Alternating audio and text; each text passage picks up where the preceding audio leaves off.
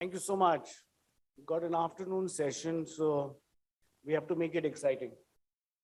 And I would request the panel as well. Can you hear me? To not bore us with the boring stuff of technology. I mean, we know there's a lot in the public domain, and all the panelists are famous guys. You would have seen them in the public domain as well.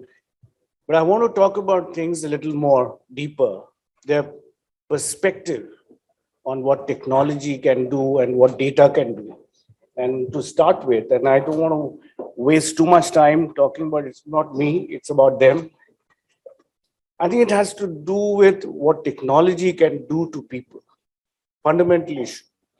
So opening comments, starting with Yuvaraj. Starting with Ankita. Yep. I'm making Absolutely. exciting. Hi, everyone. I think we all have been talking about technology. That's one thing which has never left our table, primarily after COVID. But, I was just going through a research and it says that 79% to 80% of the organizations, they already feel that they are using technology efficiently, but only 50% of them, they feel that they are using it to strategize processes around people, wherein around 50% said about strategy, 68% they said that we are using technology just to make our processes efficient. So we all know that technology is very much here. How much to use it, how not to go overboard, where do we find, I mean, a lot of people keep asking this question, the technology is everywhere, but what about human impact? And a lot of people sitting here are from HR. How much of HR is needed? How many people would be replaced if at all we full-fledgedly start using technology? Those questions are arising, but at least to some of the initial part, I would say it is not technology or anything else, be it 5 years down the line or 10 years, technology is going to exist, and probably that will remain as one of our top 3 priorities. Thanks, Ankita. Yeah, I think as we just heard, we don't want to bore you with a lot of technical stuff which is already there. The point I would like to make is technology has advanced. We have very good tools. We have BI tools. We have exploratory analytical tools. AI is helping us a lot in crunching the data. But what needs to go hand in hand is that the human capability to leverage analytics. I think that is the most important thing that we need to be focusing on. And that is where the learning mindset and the mindset to use data for your work needs to come in. So what we see is that tools are available, but the people to use those tools or think in the ways in which the tools can help them is the need of the hour. So how can we become more learning oriented? How can we be more conversant with all of these tools? And that requires a lot of upskilling on the HR professionals themselves and also becoming more data oriented. I think that's also something that needs discussion. Get the opportunity.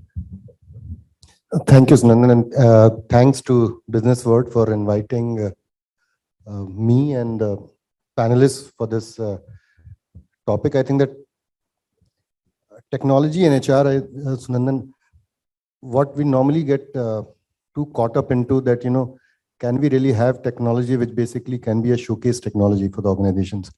And my experience has been that as a HR professional, if you want to make very, very sound decisions, it's very important for you to figure out that what technology works best for you in your organization, not only with respect to your workforce, but also with respect to the capability of people who will run the machines. And for an example, if I have to really say that, in a manufacturing setup, when you are at the shop floors, I don't think that you can think of deploying a technology which can be very, very high end. At the same time, if you are in the market, with a market GTM workforce, you need to have very different sort of technologies which can give you great amount of data for right decision makings.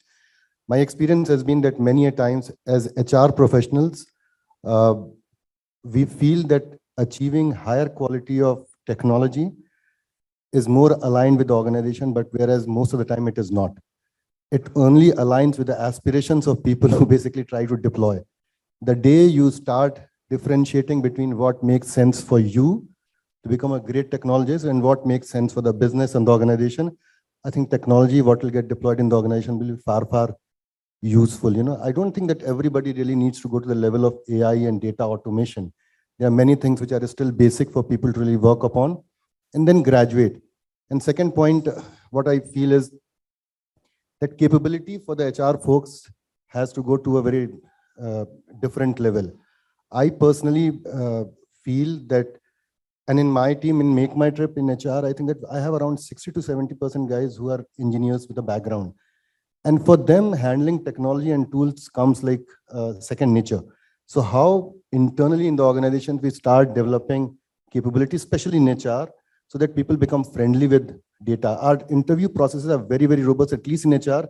We do huge round of interviews which are more data focused, technology focused to understand people know this or not. People will understand performance management, training need analysis, employee life cycle. That all comes as a table stake. But if you want to build an organization which can have great data-based decision making, you need to ensure that your man behind the machines are great. At the same time, you have ranged your guns in a manner so that it really hits the target rather than really going overboard or short of the target. That's how I look at it. Great point, Yuvaraj. In fact, I'm going to build on that and have a question post. Harsh has a few things I'm sure to talk about it. So I'll tell you, I'll take a different approach. So I represent Tech Mahindra, which is about 160,000 people across 105 countries. So to use technology or not, we don't have a choice, right? It's a no-brainer. The challenge that I see today is that the question that, I don't know how many HR folks are here? I was wondering if the business world are sitting. This is all the HR folks, good. The challenge today is technology a means to an end or is it an end in itself? And to my mind, if it's a means to an end, then it's very useful. The things that the HR professionals sitting here need to keep in mind is when you use technology, the balance between privacy and personalization, very important. The other thing is, let's face it, we're an IT company and I say it all the time, technology is an enabler, moments of truth are still human. And if you are using technology, the question again you ask is, are you becoming robotic or is it making you more human? Or is it helping you become more human? What I mean is, are you only looking at data saying this is the answer, or are you overlaying it with a, clearly a culture, a DNA, a people lens? If I look at technology, for me at TechM, I can't enter the office without a facial recognition. I can't enter, I can't hire. We've recently launched Meta hiring. All our recruitment is on Meta. Just ease of hiring across the world. We can't do background verification because it's on blockchain. But the idea is not to use technology just because it sounds very nice, because all these technologies are so niche. The idea is to give at the end a human experience to employees, which is a much better experience than probably everybody else is doing. Because that's your differentiator, which is permanent. So the advice I would say is technology is a no-brainer.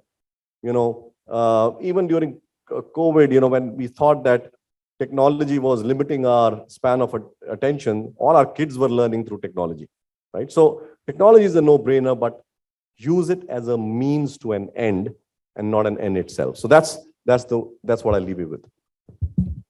Right. I mean, I always believe that it's talent that runs the world, At the end of the day, no matter what industry you are in, there's a man or woman behind it, whether it's the algorithm or whatever. So it can't ever be the end by itself. But certainly, to me, talent is the differentiator, biggest differentiator. I mean, now I want to do a quick one. We've got only 20 minutes to go. That two things that you do, in order to ensure that you've got the best guy in your organization? We can start with Ankita again. Whoever wants to. Yuvaraj. So two things. It's a difficult thing to figure out, but I think, one thing which I am extremely proud of my team doing is our ability to hire the right talent and identify the right campuses where we have right pool for us. Yep. Has been very robust in terms of our. So what are the two things that you would do to ensure that?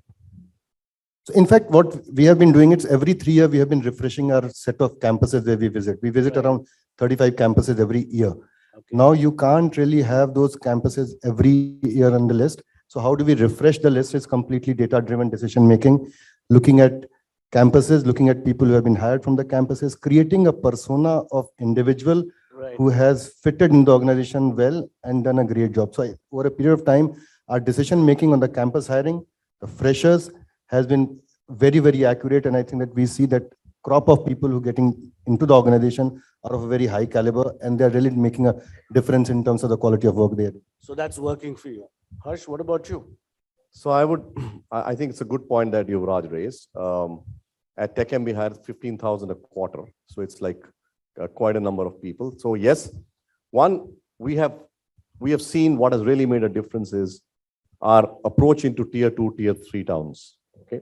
We have gone deep into tier 2, tier 3 towns, 11 of them. We've gone into nearshore countries like Romania, Latvia, Belarus, Canada, Mexico. We hire a lot from there. So that's the first thing that's helped. The second thing that's helped is the whole experience across the world. It is seamless, no matter what language you speak, no matter which country you're in, no matter what the culture is. And that's why I said Meta was a big move for us, because you could actually meet all of us wherever we are sitting, makes no difference, whichever country you are. So the experience that we give and the places we go to, because we clearly see that tier 2 towns where there is a lot of academia in India, but competition is lesser, and we were very successful. In fact, we are the only, probably amongst our peer, the IT company where attrition actually come down. So I think it is important, and I agree with Yuvraj that the campuses you go to are going to be crucial. Just to add to what Harsh is saying, that's one of the indicators. And what we also did, and the latest one what team has been working on is to figure out who are the good interviewers in the system. And that's again a data-based decision making. You have hundreds of people who are interviewing, Right. first round, second round, third round. Many a times when you are doing technology interview, you can't really intervene in the quality of the decisions taken, because it's all getting to software coding, problem solving. So I think the way team has also looked at that, who are the interviewers who are having a good conversion rate, and that conversion rate is also helping create productive workforce. And where do you have very risky recruiters who are not taking calls and people are getting rejected. So I think that other part, not only the persona of the candidates, but also persona of the recruiters and interviewers, is something we are working on a data-driven decision making. Sorry, I'll come to you guys, but back to you, Grudge. When you talked about who's the best recruiter, I work at a different level, leadership level of hiring, and there, for me, two things matter. One is impact, and the second is longevity. And to me, the biggest and most important discriminator that you would look at is culture. But when you're doing such a number of people, hiring such a lot of people, how do you manage to figure out who will fit in with your culture? I think that there are many tools on culture, but my personal belief is culture fit can really be judged by the people who have experienced the organization. You can use many tools. It can give you a result that culture fit or non-culture fit. It can be a slight amount of indication, but my experience has been to really have rounds of interviews with the people who understand the culture of the organization, and they can do also functional interviews. So I think at that level, identification of the right interviewers who understand the culture, having culture ambassadors in the organization, which we have a meeting. The day before yesterday, I had a meeting with a set of people who were going for the interviews, and they were not looking at the areas which I was going to talk to them. And finally, they understood that, how to assess the culture fit, and clearly what I'm trying to say is that it's people who do a great job in terms of identifying culture fit rather than a tools. Absolutely. And that's the point. Finally, it's back to people. I mean, they're the people who are making that discrimination, being able to choose the right guys who will stay long, fit in well, and be more productive and effective in the organization. Fantastic. Ankita, what about you? Two things, huh? We want to move quickly. We've got 14 minutes. Yeah. Otherwise, I'm going to start a rapid fire round. I think most have been covered, but I would stick to culture. When we talk about culture, I think there was a time when we used to say this company has this kind of culture. Now it is getting revisited every single day, possibly. And I believe it's purely because of data. You're able to collect, you're able to strategize around the respective data, and because of which you're able to generalize, personalize, and neutralize things within the system.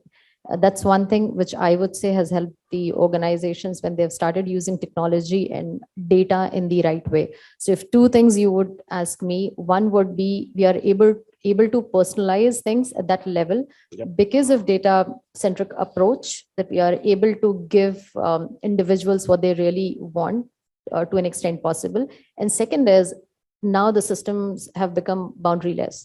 We are able to hire people from anywhere. We are able to create the kind of workplace and workforce they want to be part of. So these are the two things. Yeah. So Ankita, I mean, I think, I'm not an HR guy. I know zilch about HR, by the way. So HR has a tough role because they have to balance the two, organization needs and people needs. And you talked about data. Data can be misused, right? How do we ensure organizations don't misuse the data and put the employees against the wall? I believe connecting data or connecting the dots is really important. HR in any organization has faced issues when they work in silos. Most of the times we think that we are the owners of data. We have got right data and we would be able to take right decisions. Wherein today, if you ask, I think every manager is a people manager. You have to have buy-in from the senior most person as well as the junior most in the organization, that the data that we have collected, interpretation is right or wrong, and the kind of strategies or initiatives we are about to introduce, will that make an impact? And even though the answer is very clear cut, yes, because it's data based, I think nobody should stop us from going back to our people and taking a feedback that whether we are going right or So wrong. how do you safeguard There's no the misuse of data that can potentially happen? I mean, I'm not talking about large organizations with a system in place. Maybe Harsh with the right person, maybe. Yeah, absolutely. देखो, पहली बात, the fact is, data can't be misused. The analysis of what you get out of the data can be. That's right? the point. But having said that, Yep. let me be very clear. The reason why companies here use data is because the efficiency, efficacy of data and the data-driven information is always going to be 100%. But the essential success and failure, see, ultimately, all IT companies, all travel companies have the same data, but some are more successful than the others because I think the interpretation of data and what the execution from what the data says is different. Yeah. On the same point, I don't think it is about only, you asked that question saying, how do we make people successful and companies successful? I think it's very simple. Every company has a DNA and a culture, right? But how do you build upon it? And I can tell you, for example, we have no regard for what your background is, right? For example, some people say, engineer hai isko, get him to code, or he's a business guy, get him to do the marketing role. I can tell you, I'm not an engineer. I ran a $450 million business in Canada very successfully. I'm doing HR, which I always did. I'm doing marketing. I'm doing corporate services. I have no background. But it's about the will, not the skill. And it is about a combination of commitment, attitude, and the empowerment that you give to people. And I know, Anjum, we are taking your time, but the issue is, let's be very clear, data is a tool that enables human beings to do what they have to do. In an organization, you have to set rules where human beings are given the freedom to do different things. And And you can make errors. There's no problem. And I haven't seen a Absolutely, single organization absolutely. which says 100% data Sayeed, efficacy. I will take 2 more minutes before I come back to you. I know I want you to talk about it as well, but I think Harsh did talk about something very important, DNA culture of the organization. But it's all about intent finally. At the end of the day, it's all about intent. And I think Yuvaraj talked about privacy, very fundamental issues. How do we ensure that we protect our employees from harassment or whatever in any organization? It can happen. Sayeed, your point.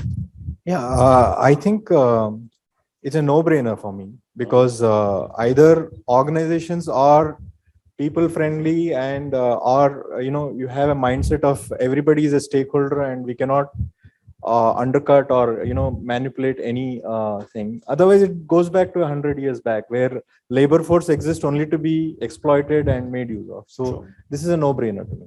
No brainer, but organizations differ from each other because of DNA and so there were organizations and there are other Yeah. organizations. So it has a direct impact on the But I want employee to ask you, experience. as a Yeah. HR professional, that given technology, given what we can do with it, it's the new oil.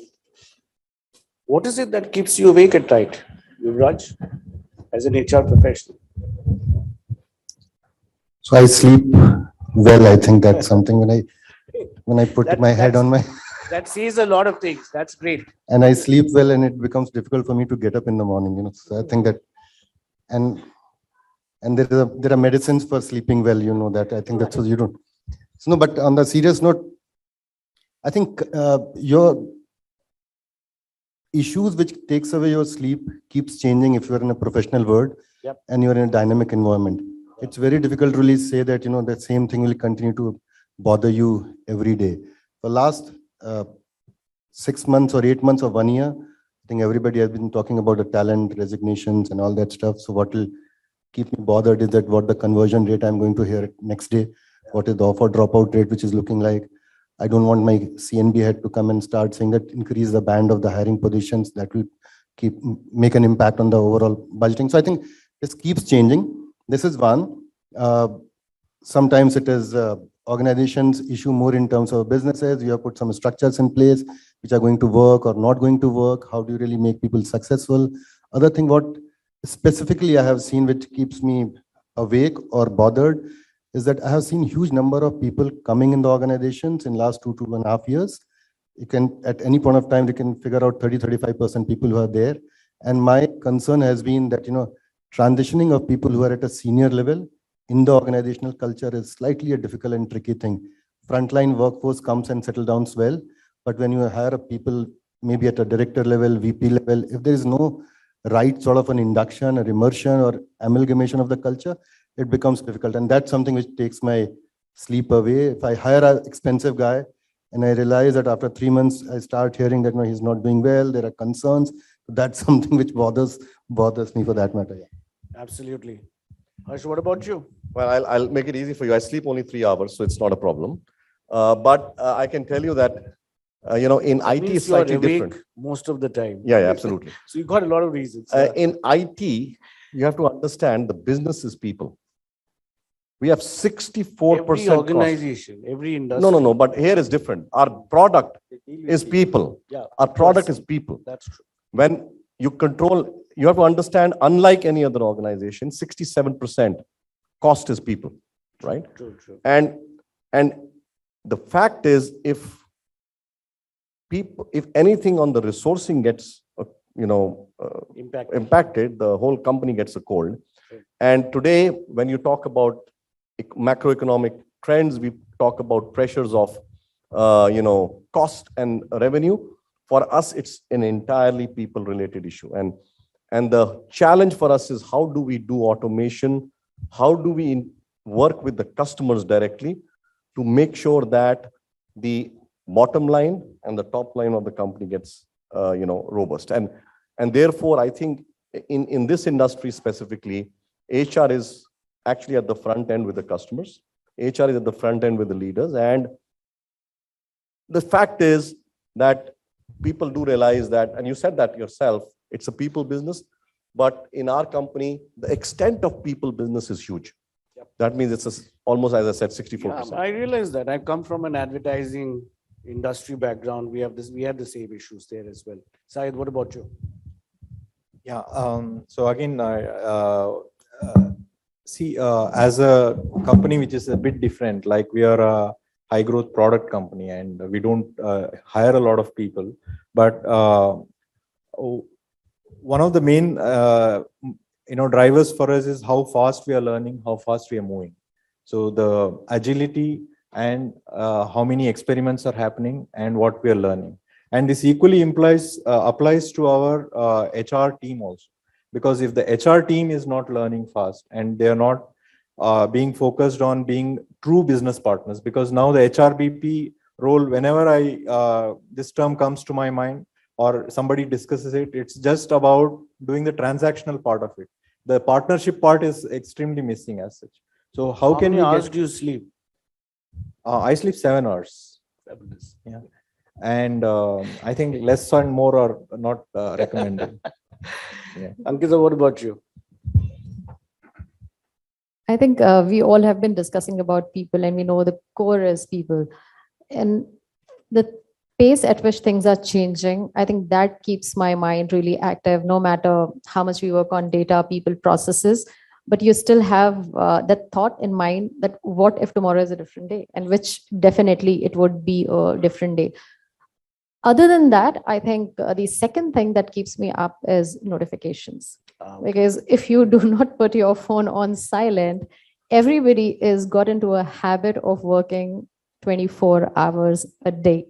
And no matter how much you want to control, somebody would find that window and send you a message. And I'm sure everybody, if at all we get up for 5 minutes and we want to check our WhatsApp, we do check our work group as well as our mails, because that's what we are now. So these are the two things. So we've got exactly 3 odd minutes to go, and I'm going to ask one last question. I don't think I have time for any other. And a very quick, short answer to what's your biggest fear? I think same as the opportunity, which would be change. Okay. Not attaining our true potential. Okay. I think the lack of That's like the CEO. lack of I talk to curiosity CEOs in all in the time. people. Sorry, and they have the same thing to say. They're looking at people with potential, and many of them have said very clearly, we want to hire people with potential so that they can grow. We don't want to hire people who cannot grow. I'll just add a small piece. Yeah. Okay, Google recently is doing a survey last month as such, and they are asking 3 questions to their 1,70,000 employees. Mhm. And one of the question is, how do we eliminate waste from our system? And if you see in Lean, there are 8 wastes, and the most important waste is the waste of human potential. So I think it applies to all of us. Sorry, Harsh. No, I was just saying that Yeah. lack of curiosity that I see around us, very, very, very stark. I can tell you when you go to campuses, even the MBAs, I don't know what your experience has been, but the lack of curiosity, we are actually making, we are killing curiosity in whatever form. And I think that's a big, big challenge for the country, I think. So my fear is that by and by the demand and supply of the talent in the country is getting receded. I think that good quality talent is reducing and demand for that is increasing. And our ecosystem is not in position to churn out that sort of a talent which can be absorbed at a right cost to deliver what the objectives of the businesses are. So I think that there's a need to really integrate backward with the organizations, wherein you can start looking at the pipeline of talent right since the Yep. colleges raised to their transition to the organizations. Absolutely. That's something which is important. Fantastic. So I'll just sum it up. I think, when we started off, and the topic is, as you can see, using HR technology and analytics to make good data-driven decisions. I mean, of course, it's going to be data-driven anyway. But finally, I think what we have realized now that behind every data, every technology, there's a person behind it. It's about human beings. It's about people. And I think we are all on the same page as that. And finally, it's a discussion about people and how do we use technology, like Harsh said, as an enabler and to make sure things happen, make the organization more effective. I think that's what we are all striving to do. Thank you so much. I hope you found this exciting. And catch you soon.